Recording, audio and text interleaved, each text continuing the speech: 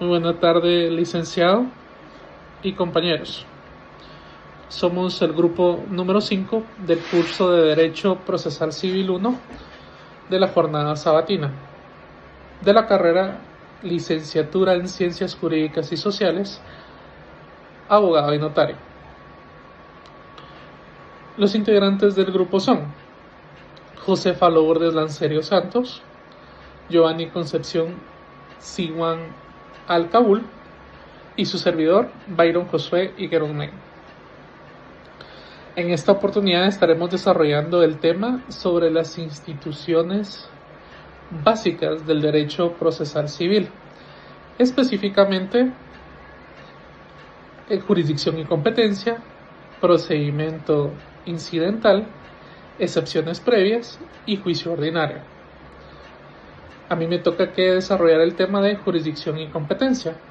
Para iniciar debemos entender qué es la jurisdicción. La jurisdicción es la facultad o poder que tiene el Estado para administrar justicia a través de los jueces y tribunales. Es decir, es la autoridad que posee el Estado para resolver los conflictos entre las personas aplicando la ley. La jurisdicción tiene varias características importantes. En primer lugar, es pública, porque pertenece exclusivamente al Estado. También es indelegable, ya que el juez no puede trasladar esa función a otra persona, es decir, no se delega. Y además es obligatoria, porque las resoluciones judiciales deben cumplirse por las partes. Dentro de la jurisdicción encontramos varios elementos fundamentales. Primero es la notio, que consiste en la facultad del juez para conocer el conflicto. Luego está la vocatio, que es el poder para llamar a las partes al proceso judicial. También encontramos la coertio, que es la capacidad de imponer medidas coercivas o de cumplimiento. Otro elemento es el ludicium, que se refiere a la facultad de dictar sentencia. Y finalmente está la executio, que consiste en ejecutar lo resuelto por el juez. Ahora bien, es importante diferenciar entre la jurisdicción de la competencia. La competencia es el límite de la jurisdicción, es decir, determina qué juez específico debe conocer determinado caso. La competencia puede clasificarse de varias formas. Primero, por materia, dependiendo si el asunto es civil, penal, laboral, mercantil. Segundo, por territorio, que determina el lugar donde debe conocerse el proceso. Tercero, por cuantía, según el valor económico del conflicto. Y cuarto, por grado, que se refiere a la jerarquía de los tribunales. Por ejemplo, un proceso de divorcio normalmente corresponde a un juez de familia y él lo debe de conocer, mientras que un conflicto relacionado con actos de comercio corresponde a un juez de materia mercantil. No digamos el proceso de una demanda laboral, eso pues ya lo debe conocer un juez de la rama laboral. Como conclusión, podemos decir que la jurisdicción es el poder general que tiene el Estado para juzgar, mientras que la competencia establece los límites, determina qué juez debe intervenir en cada caso concreto. Muchas gracias. ¿Qué es un proceso incidental? Es un mecanismo jurídico que se utiliza dentro de un proceso principal para resolver situaciones secundarias o asuntos que surgen durante el proceso de un desarrollo, con su finalidad de solucionar problemas accesorios que están relacionados con el proceso principal sin necesidad de iniciar un juicio nuevo o independiente.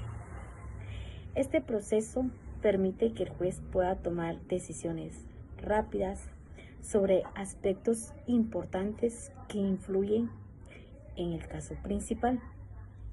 En otras palabras, podemos hablar que el procedimiento incidental sirve para resolver conflictos o peticiones que aparecen mientras un proceso judicial ya está en trámite, aunque el incidente no es el problema principal en el juicio, sino que tiene relación directa con él o puede afectar en su desarrollo o resolución. Entre ellas entran unas características principales en el procedimiento incidental, que son las siguientes. Está el accesorio, porque depende de un proceso principal, el que tramita dentro de un mismo expediente, el que busca resolver situaciones específicas y urgentes, y el que puede suspender o modificar el curso del proceso principal. Puede ser resuelto por el mismo juez que conoce el caso principal. Por ejemplo, está un proceso penal de una parte que pueda presentar un incidente para pedir la resolución de un juez que pueda considerar que no sea imparcial. También puede existir un incidente para solicitar medidas de seguridad, resolución de pruebas o nulidad del proceso, dentro del proceso. En materia civil, un ejemplo sería cuando una persona solicita un incidente para pedir la suspensión temporal de un embargo o para impugnar alguna actuación realizada durante el juicio. También la importancia del procedimiento incidental es la que radica en garantizar el respeto de los derechos de las partes y que permite que el proceso principal se desarrolle de una manera justa y ordenada. Además, ayuda a resolver obstáculos legales sin necesidad de comenzar otro proceso diferente, o lo cual ahora tiene tiempo y recursos. A través de ello hablamos sobre el procedimiento o llegamos a una conclusión sobre el procedimiento incidental, que es una herramienta legal importante dentro del proceso judicial, ya que permite resolver asuntos secundarios relacionados con el proceso principal, también para poder asegurar una mejora de administración y justicia y respeto al debido proceso. A través de ello llegamos al mecanismo jurídico para poder utilizarse de una manera ordenada, justa, y para que sea algo legal e importante dentro del proceso jurídico. Las excepciones previas son medios de defensa que utiliza el demandado antes de contestar la demanda. Su objetivo principal es señalar errores o defectos personales, procesales, que puedan afectar el desarrollo correcto del juicio. Es decir, antes de entrar a discutir el fondo del asunto, el demandado puede plantear ciertas objeciones para que el juez verifique si el proceso cumple con los requisitos legales o no.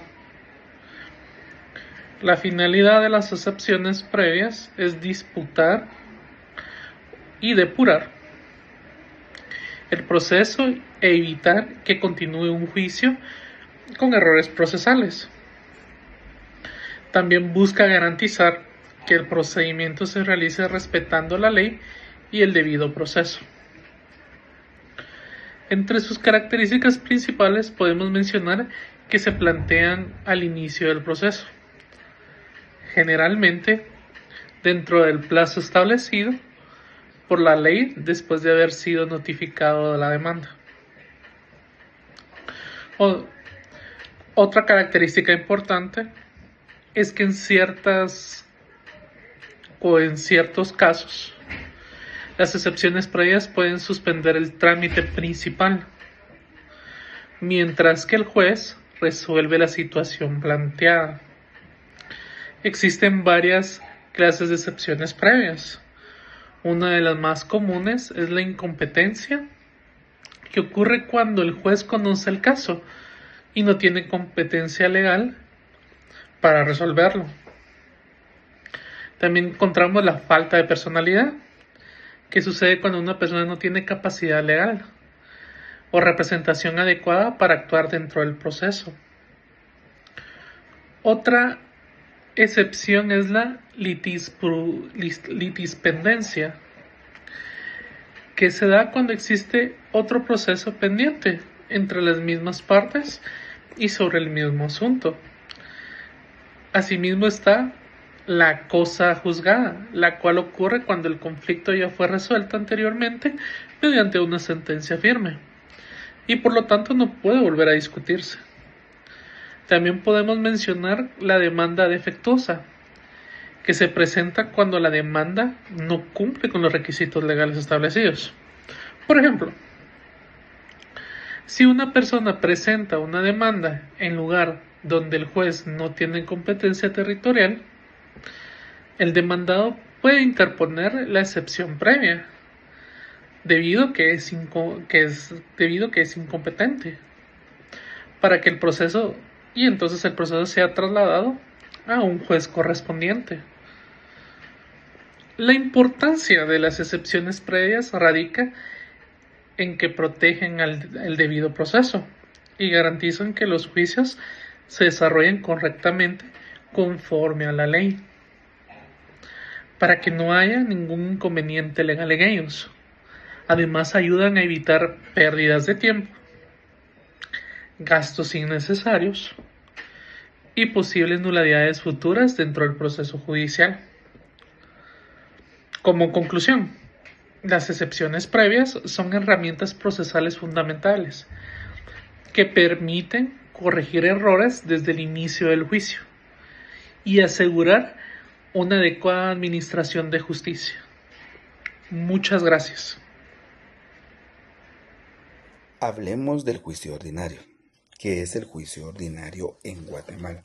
El juicio ordinario en Guatemala es un proceso civil más importante. ¿Por qué? Porque es el procedimiento común que se utiliza cuando la ley no establece un trámite especial. Pues prácticamente esto nos lleva a su finalidad en que un juez declare un derecho en conflicto, es decir, una controversia entre las partes mediante una sentencia. Esto pues prácticamente nos lleva a un proceso para resolver problemas legales entre las personas o entre las partes.